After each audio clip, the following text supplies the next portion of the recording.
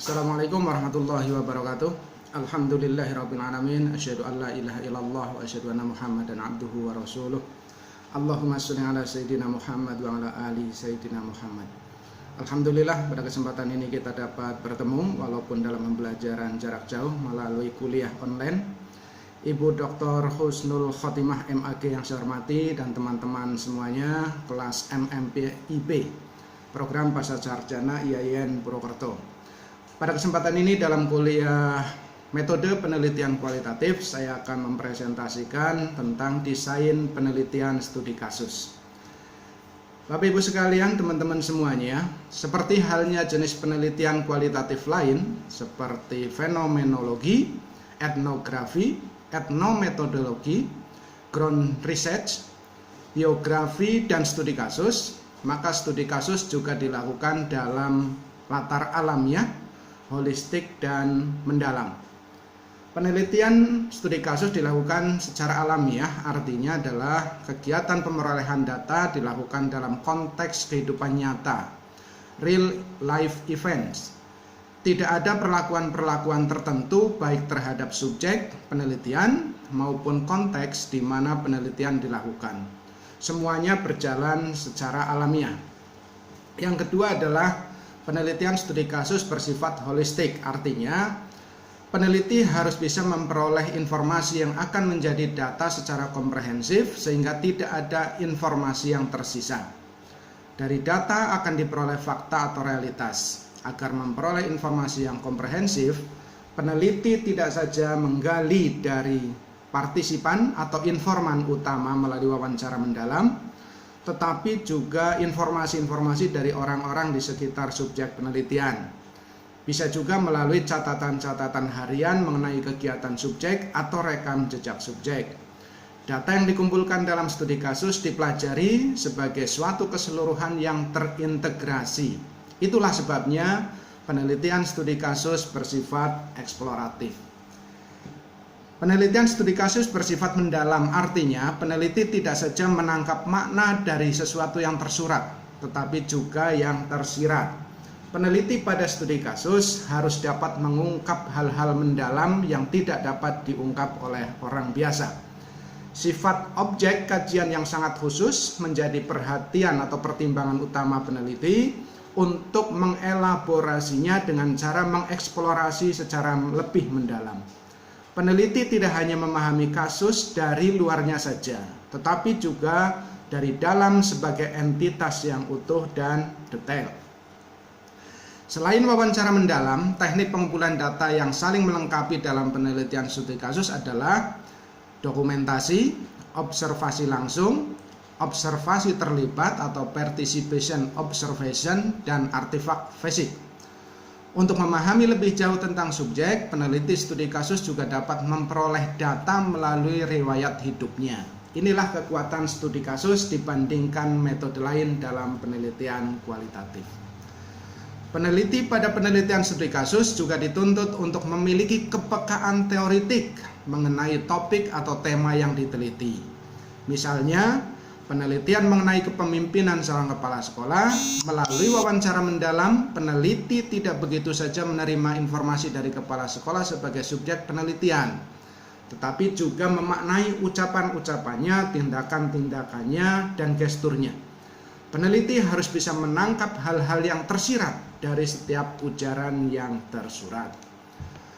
Melengkapi paradigma fenomenologi, studi kasus memusatkan perhatian pada suatu objek tertentu yang diangkat sebagai sebuah kasus untuk dikaji secara mendalam, sehingga mampu membongkar realitas di balik fenomena.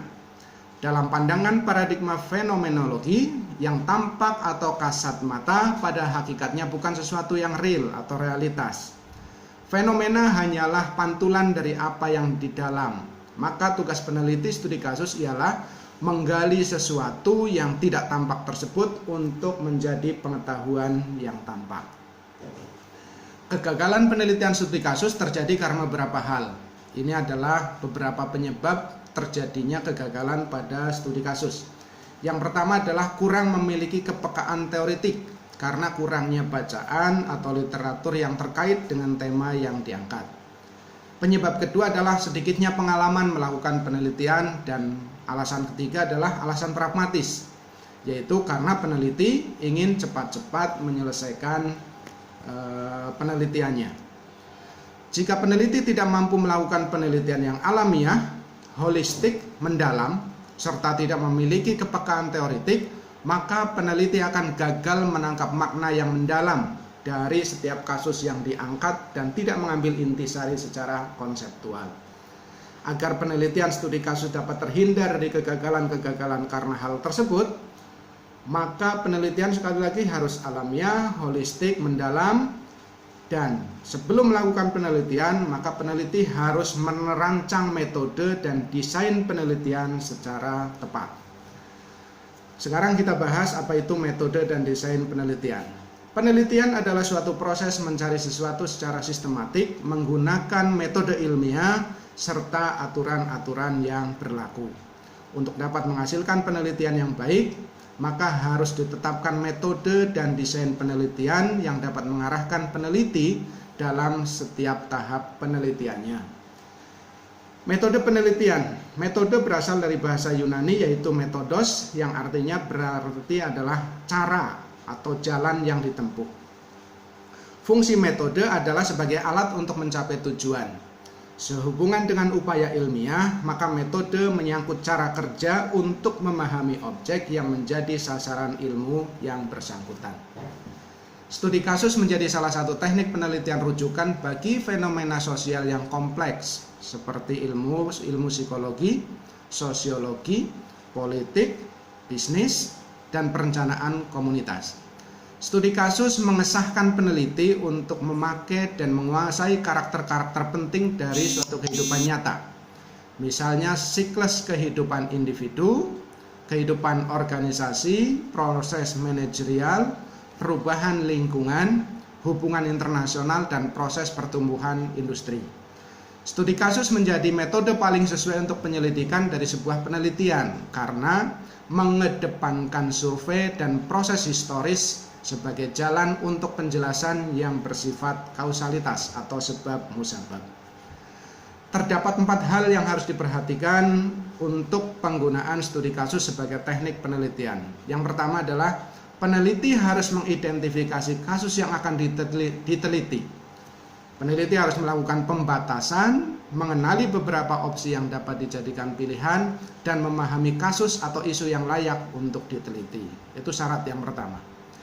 Hal kedua yang perlu diperhatikan dalam penelitian studi kasus adalah peneliti harus mempertimbangkan untuk mempelajari satu atau banyak kasus agar ide atau hasil penelitian dapat atau tidaknya dilakukan generalisasi atau replikasi.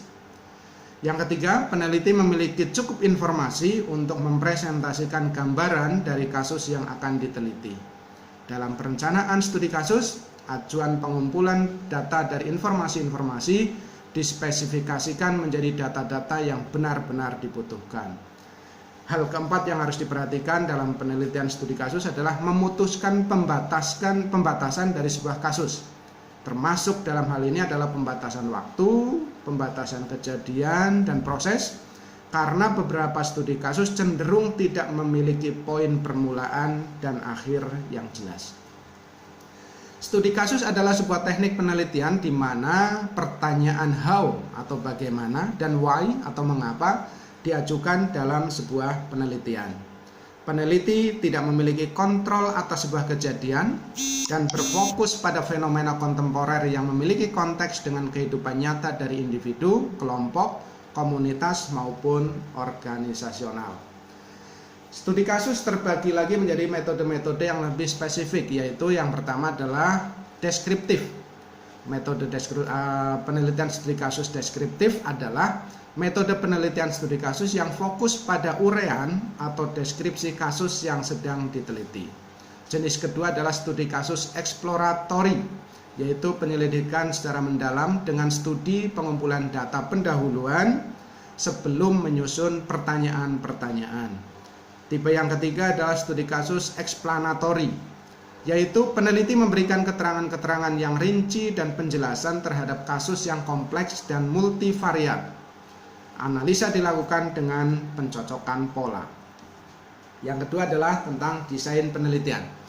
Menurut Robert Kain mendefinisikan desain sebagai the logical sequence that connects the empirical data to a study's initial research question and ultimately to its conclusions.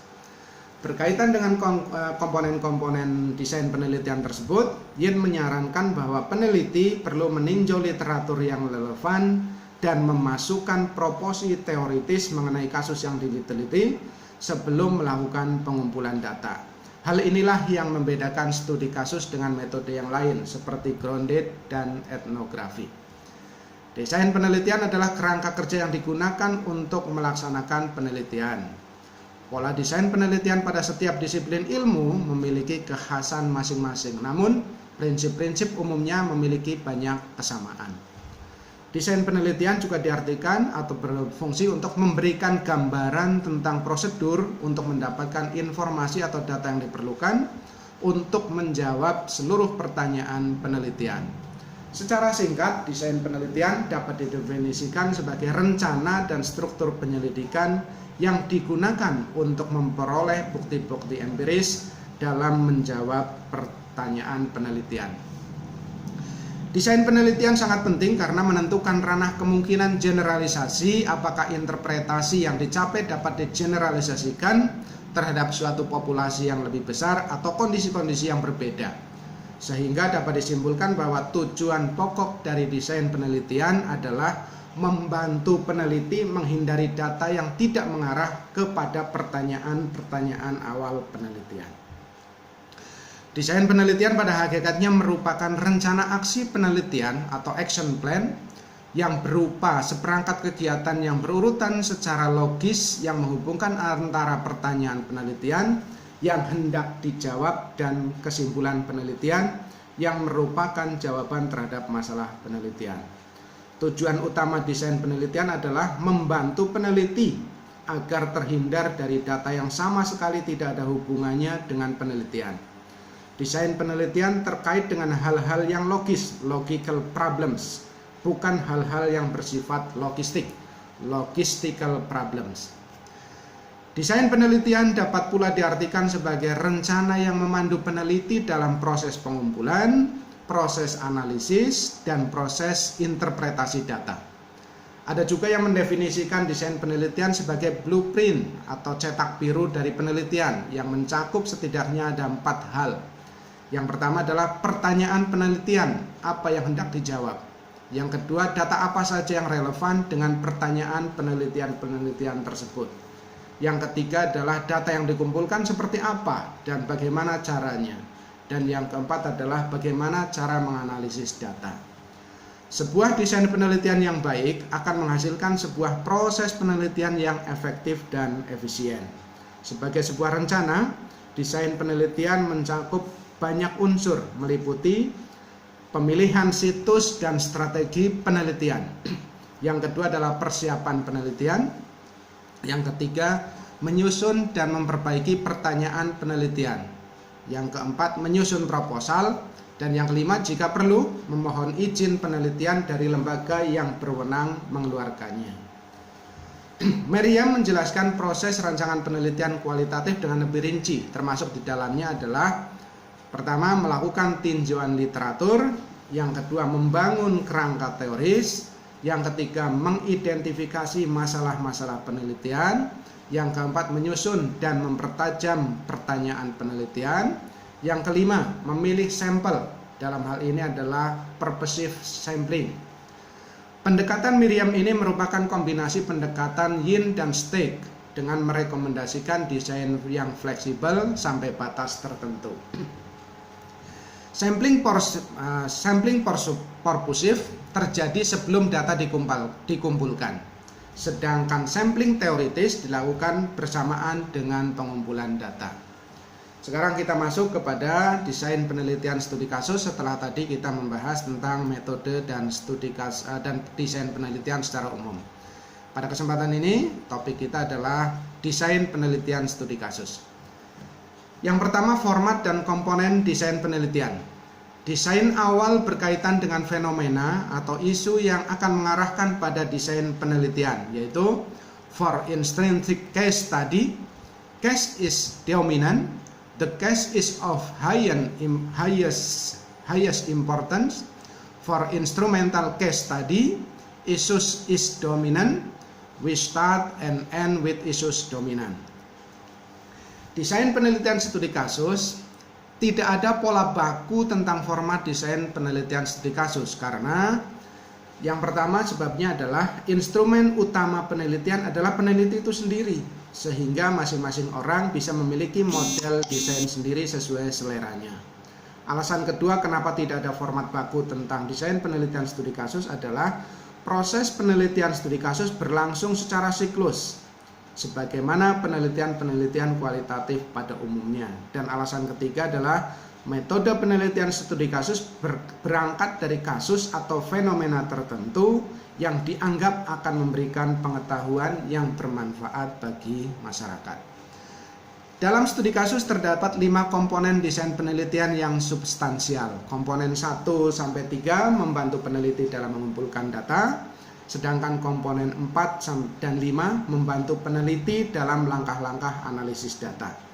Komponen pertama adalah pertanyaan penelitian, yang kedua adalah proposisi, yang ketiga adalah unit analisis. Komponen keempat, logika yang mengaitkan data dengan proposisi, dan komponen kelima adalah kriteria untuk menginterpretasikan temuan. Kita bahas lebih rinci kelima komponen tersebut. Yang pertama adalah pertanyaan-pertanyaan penelitian, studies question. Jenis pertanyaan yang tepat untuk penelitian studi kasus adalah bagaimana, mengapa, selain pertanyaan apa tentu saja. Semua pertanyaan-pertanyaan tersebut mengarah kepada kasus yang hendak diangkat. Misalnya, tentang pengambilan keputusan oleh seorang pimpinan perusahaan, tentang program kerja, implementasi atau pelaksanaan program, dan perubahan organisasi. Yang kedua adalah tentang proposisi penelitian. Ini jika diperlukan. Proposisi diperlukan untuk memandu peneliti mengenai sesuatu yang harus diteliti dalam lingkup penelitiannya. Proposisi terkait dengan kecakapan peneliti menganalisis data. Sebagaimana diketahui pada tata urutan proses penelitian studi kasus dan penelitian kualitatif pada umumnya ialah yang pertama pemerolehan data. Selanjutnya data diolah menjadi fakta atau realita untuk kemudian menjadi konsep. Konsep diteruskan menjadi proposisi dan proposisi akhirnya menjadi teori. Komponen ketiga adalah unit analisa penelitian.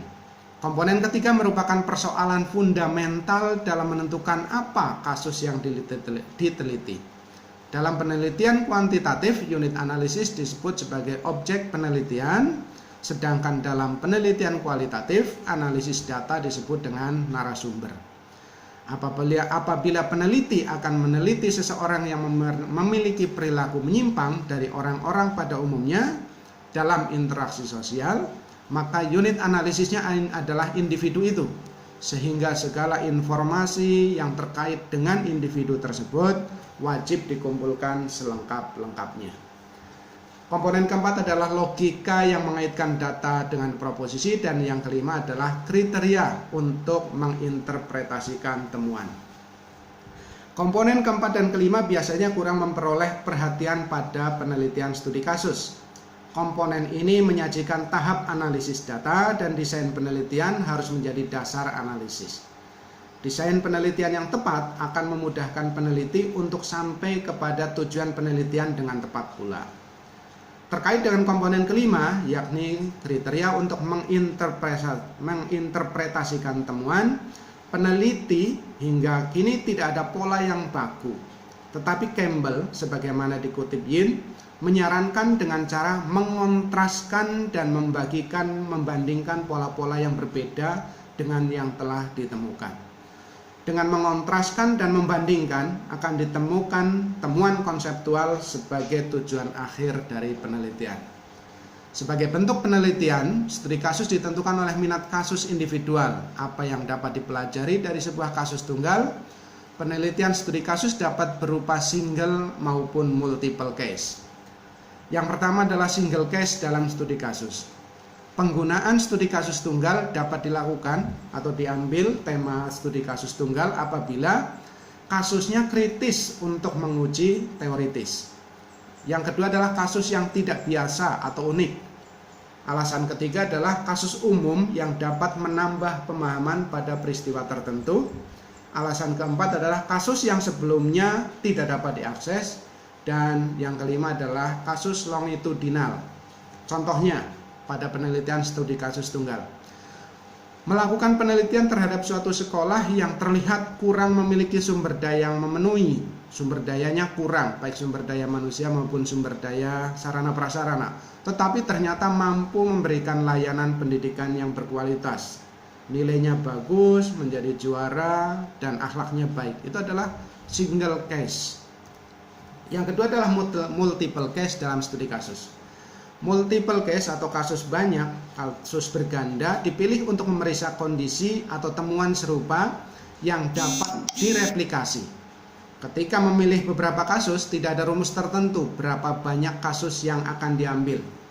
Tetapi tentu saja ada alasan-alasan kenapa kita mengambil multiple case. Alasan pertama adalah kasus itu untuk memprediksi hasil serupa atau replikasi. Yang kedua, memprediksi hasil kontras tetapi dapat diprediksi. Secara umum, dengan lebih banyak kasus akan meningkatkan taraf kepercayaan. Beda antara studi kasus dengan multiple case adalah pada studi kasus tunggal hanya memungkinkan peneliti untuk memahami kasus yang unik atau yang khas. Sedangkan pada studi kasus ganda atau multiple case, peneliti dapat meneliti beberapa kasus untuk mengetahui persamaan atau perbedaan di antara kasus. Contoh multiple case. Penelitian untuk mengetahui sistem, budaya, kualitas pendidikan pada sekolah-sekolah yang berada di naungan lembaga atau ormas atau yayasan tertentu. Maka penelitian tidak hanya dilakukan terhadap satu sekolah, tetapi dilakukan terhadap beberapa sekolah. Lalu bagaimana kita akan melakukan penelitian studi kasus? Studi kasus merupakan sebuah eksplorasi dari sistem pembatasan sebuah kasus atau multiple case secara terperinci. Pengumpulan data secara mendalam melalui berbagai sumber informasi. Sebagai salah satu strategi penelitian, studi kasus selalu menggunakan dan melihat berbagai situasi guna menambah pengetahuan mengenai individu, kelompok, organisasi, sosial, politik, dan fenomena terkait. Tujuan penelitian studi kasus adalah untuk memberikan deskripsi, menguji teori, dan menghasilkan teori. Terbuka peluang menggunakan studi kasus sebagai salah satu pendekatan penelitian dalam membangun teori. Tahapan untuk melakukan penelitian studi kasus ada langkah-langkahnya. Yang pertama adalah satu, memulai penelitian dengan mendefinisikan pertanyaan penelitian. Tanpa fokus penelitian, peneliti akan kewalahan menghadapi banyaknya data. Penetapan konstruk pada awal penelitian akan sangat membantu peneliti untuk membuat desain penelitian, meskipun hal ini bukan hal umum untuk dilakukan. Yang kedua adalah memilih kasus dari populasi yang spesifik. Tahapan yang ketiga adalah menyusun instrumen dan prosedur penelitian, di mana peneliti menggunakan metode pengambilan data dari berbagai sumber, menggunakan kombinasi data kuantitatif dan kualitatif, dan menggunakan lebih dari satu investigator atau peneliti. Langkah berikutnya dari tahap penelitian studi kasus adalah terjun ke lapangan, di mana terjadi tumpang tindih ketika pengumpulan data dan melakukan analisis, termasuk dalam pembuatan catatan lapangan. Pengumpulan data dilakukan secara fleksibel. Yang kelima adalah analisis data dengan mencari pola, membandingkan dan mengontraskan. Yang keenam, membentuk hipotesis. Langkah ketujuh atau tahapan ketujuh adalah mengkaji literatur dengan melakukan perbandingan dengan literatur yang bertentangan maupun literatur yang sama. Langkah terakhir adalah penutup, di mana peneliti harus berhenti menambahkan kasus maupun data ketika kejenuhan teoritis sudah tercapai. Jadi kasus ditutup apabila sudah terjadi kejenuhan teoritis dan datanya sudah lengkap. Peneliti perlu melakukan rancangan penelitian dalam melaksanakan penelitian kualitatif dengan menggunakan studi kasus. Beberapa langkah dan rencana praktis yang dilakukan atau diperlukan dalam studi kasus penelitian di organisasi adalah: yang pertama, memilih kasus. Peneliti perlu menentukan organisasi apa yang dicari. harus sesuai dengan kriteria yang ditentukan, apa yang menjadi ciri khas atau fenomena yang dipelajari, apakah ada kasus yang ekstrim, apakah peneliti memiliki sumber daya jika ingin melakukan lebih dari satu kasus. Peneliti juga harus menghubungi key person, orang kunci di situ, untuk menentukan populasi dari organisasi yang mungkin menarik untuk studi kasus. Yang kedua adalah memperoleh dan mempertahankan akses. Artinya peneliti perlu memastikan bahwa orang-orang kunci di lembaga atau organisasi tersebut memberikan akses. Bisa jadi lebih dari satu orang yang memiliki pengaruh untuk memutuskan apakah peneliti memperoleh izin akses data atau tidak dan berapa lama. Yang ketiga adalah memilih kerangka teoritis awal, di mana peneliti perlu memiliki fokus untuk menghindari kewalahan olah data. Namun dalam prosesnya bisa saja kerangka teoritis awal tidak sama sampai dengan penelitian berakhir. Peneliti dapat menentukan pertanyaan penelitian sederhana dengan fokus bagaimana dan mengapa. Tahapan keempat adalah mengumpulkan data dengan sistematis. Mengingat sumber data yang tersedia dari berbagai sumber, peneliti perlu bertanya pada diri sendiri, apakah proses yang dilakukan berasal dari informan cukup? Adakah orang lain yang memiliki pandangan yang berbeda? Apakah ada data yang tidak mendukung? Apakah ada catatan dokumen yang perlu diperiksa? Yang kelima adalah mengelola pengumpulan data. Pada titik tertentu, peneliti harus memutuskan berhenti mengumpulkan data. Peneliti harus menahan godaan untuk mengumpulkan data terus-menerus dengan pemikiran akan biaya dan pengelolaan data yang dikumpulkan. Apakah wawancara atau observasi akan menambah data dengan signifikan? Tahapan keenam adalah menganalisis data. Peneliti melakukan deskripsi secara cermat terhadap data, misalnya dengan melakukan pengelompokan dalam topik tertentu, tema utama, pertanyaan utama, menggunakan tabel untuk mencari pola. Ketujuh adalah menutup kasus. Jika telah selesai, peneliti dapat membahas temuan dan rekomendasi dengan pemangku kepentingan dan membuat laporan penelitian. Itu tadi adalah tahapan-tahapan dalam penelitian studi kasus.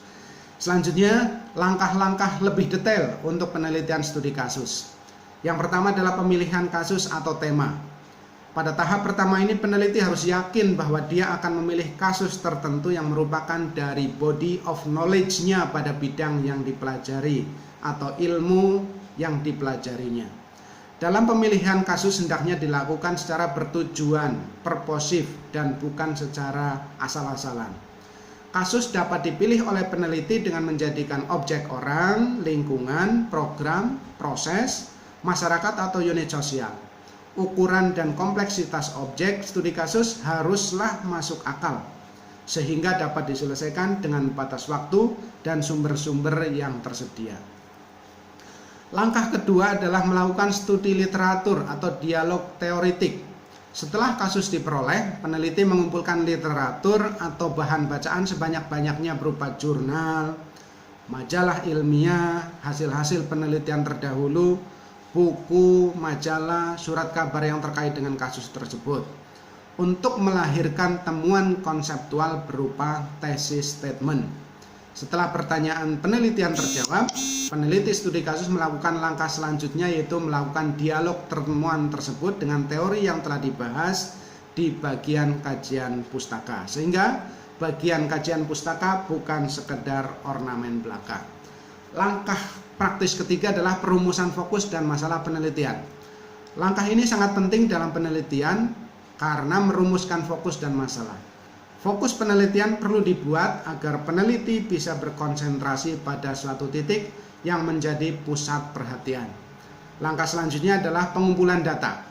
Terdapat beberapa teknik dalam pengumpulan data, tetapi yang lebih banyak dipakai dalam penelitian studi kasus adalah wawancara mendalam, observasi, dan analisis dokumentasi. Peneliti menjadi instrumen kunci sehingga dia sendiri yang dapat mengukur ketepatan dan ketercukupan data serta kapan pengumpulan data harus berakhir. Dia sendiri pula yang menentukan informan yang tepat untuk diwawancarai, kapan di mana wawancara dilakukan. Peneliti sebagai instrumen penelitian dapat menyesuaikan cara pengumpulan data dengan masalah dan lingkungan penelitian, serta dapat mengumpulkan data yang berbeda dalam waktu yang serentak.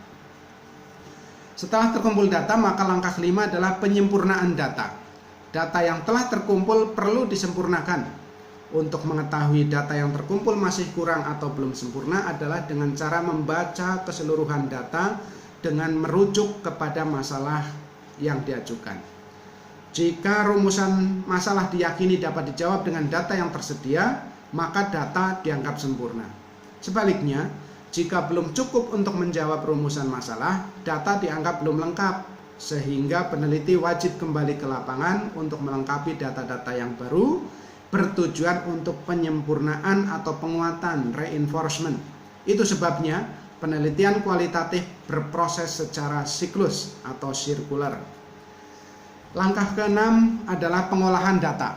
Setelah data dianggap sempurna, peneliti melakukan pengolahan data.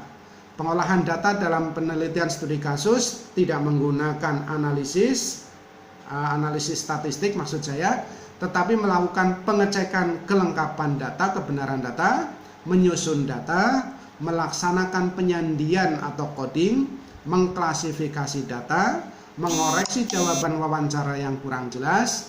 Pada tahap ini dilakukan untuk memudahkan tahap analisis. Langkah selanjutnya setelah data diolah adalah analisis data. Ini adalah merupakan langkah ketujuh.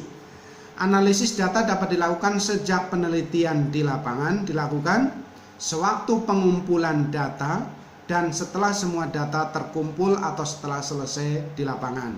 Jadi pada saat dilakukan, setelah terkumpul, dan setelah analisis data. Analisis data studi kasus pada penelitian kualitatif pada umumnya hanya bisa dilakukan oleh peneliti sendiri, bukan oleh pembimbing, bukan oleh teman, atau melalui jasa orang lain. Sebab sebagai instrumen kunci, hanya peneliti sendiri yang tahu secara mendalam semua masalah yang diteliti. Kemampuan analisis data sangat ditentukan oleh keluasan wawasan teoritik peneliti pada bidang yang diteliti, pengalaman penelitian, bimbingan dosen, dan minat yang kuat peneliti untuk menghasilkan penelitian yang berkualitas. Pada hakikatnya, analisis data adalah sebuah kegiatan untuk memberikan makna atau memaknai data dengan mengatur, mengurutkan, mengelompokkan, memberi kode atau tanda, dan mengkategorikannya menjadi bagian-bagian berdasarkan pengelompokan tertentu, sehingga diperoleh suatu temuan terhadap rumusan masalah yang diajukan. Setelah data berupa transkrip hasil wawancara dan lembar observasi maupun gambar atau foto, catatan harian subjek dan sebagainya dianggap lengkap dan sempurna, peneliti melakukan analisis data. Analisis data merupakan tahap paling penting di dalam setiap penelitian dan sekaligus paling sulit. Sebab dari tahap ini akan diperoleh informasi penting berupa temuan penelitian. Kegagalan analisis data berarti kegagalan penelitian secara keseluruhan. Peneliti mulai mengagregasi, mengorganisasi, dan mengklasifikasi data menjadi unit-unit yang dapat dikelola. Agregasi data merupakan proses mengabstraksi hal-hal khusus menjadi hal-hal umum guna menemukan pola umum data. Data dapat diorganisir secara kronologis, kategori, atau dimasukkan ke dalam tipologi. Langkah selanjutnya setelah analisis data adalah validasi data atau konfirmabilitas. Agar temuan data tidak dianggap biasa saja dan terjamin validitasnya, maka peneliti perlu melakukan triangulasi temuan atau yang sering disebut sebagai konfirmabilitas, yaitu dengan melaporkan temuan penelitian kepada informan yang diwawancarainya. Langkah terakhir adalah simpulan hasil penelitian. Kesalahan umum yang sering terjadi pada bagian ini ialah peneliti mengulang atau meringkas apa yang telah dikemukakan pada bagian-bagian sebelumnya. Padahal seharusnya peneliti membuat sintesis dari semua yang telah dikemukakan sebelumnya. Pada bagian ini, peneliti mencantumkan implikasi teoretik. Setelah semua langkah dilakukan, data sudah lengkap, dan kita sudah yakin, maka langkah atau prosedur terakhir adalah penulisan laporan. Langkah paling akhir kegiatan penelitian ialah membuat laporan penelitian. Laporan hendaknya ditulis secara komunikatif, mudah dibaca, dan mendeskripsikan suatu gejala atau kesatuan sosial secara jelas, sehingga memudahkan pembaca untuk memahami seluruh informasi penting. Laporan harus dapat membawa pembaca ke dalam situasi kasus kehidupan seseorang atau kelompok atau kasus yang ditelitinya. Laporan penelitian merupakan salah satu bentuk pertanggungjawaban kegiatan penelitian yang dituangkan dalam bahasa tulis untuk kepentingan umum. Ada beberapa versi mengenai laporan penelitian, tetapi secara umum terdapat 3 syarat agar laporan penelitian dapat dikategorikan sebagai karya ilmiah. Syarat pertama adalah objektif, yang kedua adalah mengikuti metode ilmiah, dan syarat ketiga adalah sistematik. Laporan penelitian harus objektif, artinya data yang diperoleh adalah benar-benar dari subjek yang diteliti, bukan dari peneliti atau pandangan peneliti. Syarat kedua adalah harus mengikuti metode ilmiah, artinya kegiatan penelitian harus mengikuti langkah-langkah untuk memperoleh pengetahuan ilmiah sesuai dengan yang telah disepakati oleh para ilmuwan, meskipun terdapat beberapa versi tentang langkah memperoleh pengetahuan ilmiah tersebut.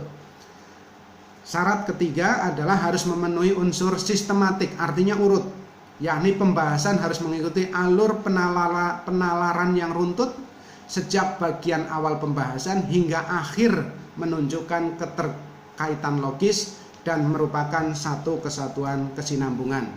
Secara umum, garis besar batang tubuh karya ilmiah terdiri atas 3 bagian utama, yaitu yang pertama adalah bagian awal atau prolog. Bagian prolog merupakan bagian awal penulisan penelitian yang menjelaskan latar belakang mengapa suatu penelitian dilaksanakan. Pada bagian prolog ini memuat latar belakang atau konteks, fokus atau rumusan penelitian, tujuan penelitian, manfaat penelitian, lingkup penelitian, originalitas penelitian, dan definisi-definisi operasional istilah-istilah kunci.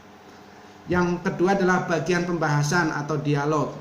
Bagian dialog merupakan batang tubuh utama penelitian karena merupakan proses penalaran yang dibangun atas dasar kaidah ilmiah. Hal-hal yang dibutuhkan dalam penelitian terdiri atas tinjauan pustaka, metode penelitian, dan deskripsi atau gambaran tentang lokasi penelitian di mana penelitian dilakukan. Secara umum, bagian pembahasan dialog mengemukakan 3 hal, yaitu hal-hal yang dibutuhkan dalam pembahasan, yang kedua adalah proses pembahasan, yang ketiga adalah produk pembahasan.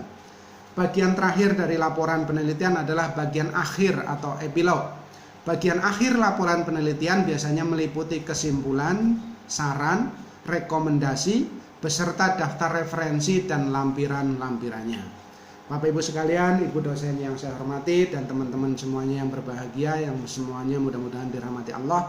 Itulah yang saya sampaikan pada kesempatan ini tentang desain penelitian kualitatif. Mohon maaf atas kekurangan, terima kasih atas perhatian. Saya akhiri, billahi taufik wal hidayah. Assalamualaikum warahmatullahi wabarakatuh.